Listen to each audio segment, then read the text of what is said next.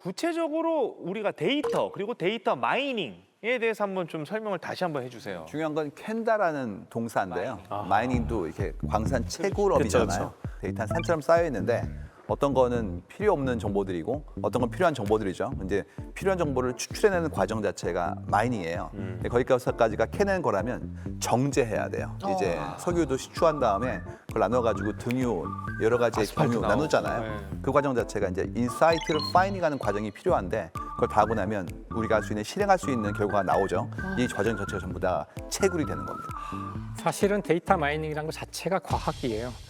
과학이 하는 활동이 정확히 수많은 관찰을 통해서 데이터를 축적하고 그 데이터로부터 어떤 일반적인 법칙을 끄집어내는 게 과학이었거든요.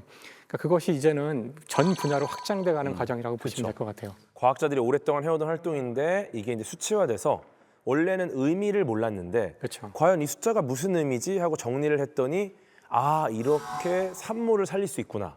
그러니까 이런 거는 과학적 거죠. 데이터가 아니라고 그럼요. 생각했던 것조차도 네. 가만히 보면 모두가 다 과학적 분석이 가능한 데이터였다는 맞아요, 거죠. 맞아요. 데이터를 통해 산모들이 목숨을 구한 것 같은 사례가 많다고 하셨잖아요. 또 어떤 게 있나요? 또 있나요? 저는 개인적으로 역대급 데이터 마이너로 여러분 잘 아시는 나이팅게일을 꼽고 싶습니다. 나이팅게일.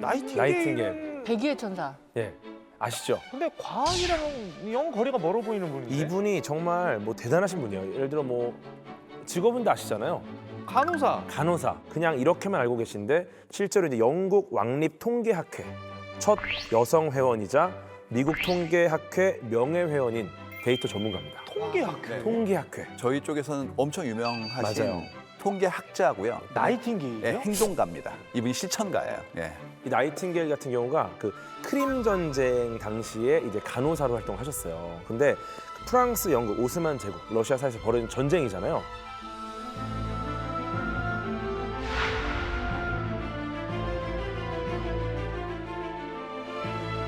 이때 정말 많은 사람들이 다쳤고 그 당시에 정말 그 야전병원의 위생 상태가 너무너무 안 좋았어요. 병원이 병사를 살리는 곳이 아니라 이 야전병원에 와서 사람들이 치료받다 다 죽어나가는 거예요. 네.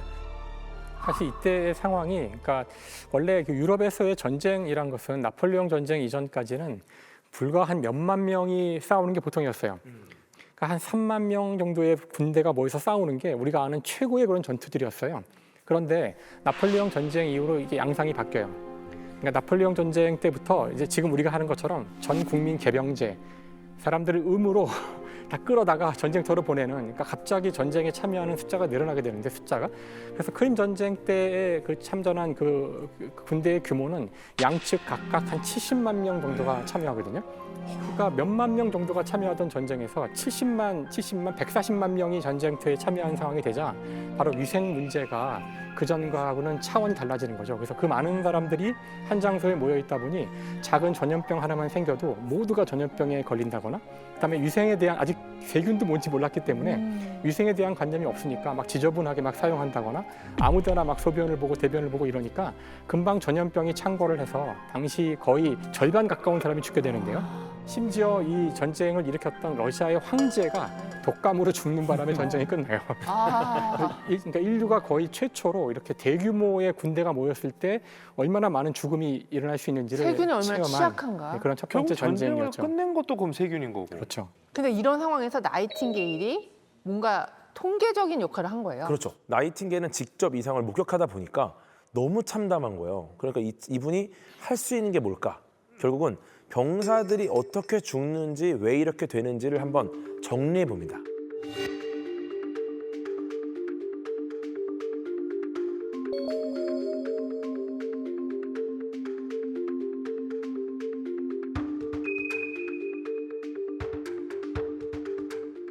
그래서 보시면은 뒤에 있는 이 다이어그램이 이제 로즈 다이어그램이라는 거예요. 로즈? 예, 약간 장미꽃 모양으로 돼서 가장 유명한 차트입니다. 맞아요. 심각성을 분석하기 위해서 데이터로 이렇게 시각화를 시킨 거죠. 원 형태를 12개의 구역으로 나눴습니다. 위에 6개, 아래 6개. 그래서 이제 전부 이 12개의 이 구역들이 하나의 월을 의미하고요. 파란색이 전염병 등 2차 감염으로 사망한 병사의 수.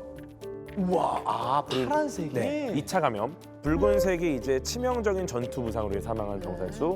그다음 검은색이 기타 이유입니다. 아, 네, 그럼 이 보시면 파란색이 압도적으로 많은 거네요. 압도적으로 파란색이 많죠. 그 말은 뭐냐면 결국은 실제 부상이 심해서 혹은 다른 이유보다도 제일 중요한 게 2차 감염이구나. 이걸 데이터를 통해 알아낸 거죠. 우리 문과에 계신 우리 또 선생님들이 너무 조용하세요. 저는 예. 이걸 보면서 이런 걸 보면서 문과적으로 어떤 느낌이 드시나요? 나이팅게일이 굉장히 문과적으로 접근했다는 생각을 하죠. 이걸 보고요? 네.